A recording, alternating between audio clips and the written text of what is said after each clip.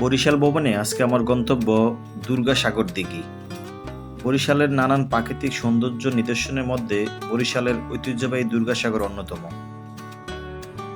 বরিশাল শহর থেকে মাত্র 12 কিলোমিটার দূরে বাবুগঞ্জ উপজেলার মাধবপাশায় স্থানীয় জনগণের পানি সংকট নিরসনে 1780 খ্রিস্টাব্দে এই দিঘিটি খনন করেন চন্দ্রদ্বীপের পরগনার তৎকালীন রাজা শিবনারায়ণ।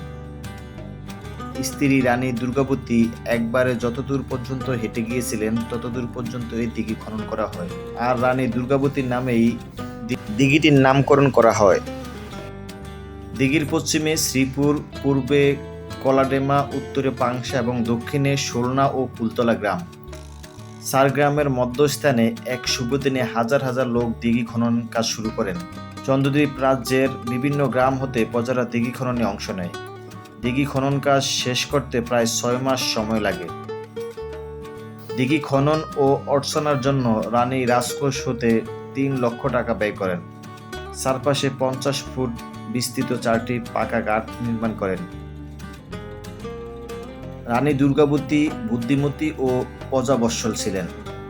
18 শতকের শেষভাগে নাটোরের রানী ভবানী ও চন্দ্রদ্বীপের রানী দুর্গাবতী জমিদারি পরিচালনা করে বাংলার ইতিহাসে স্মরণীয় হয়ে আছেন।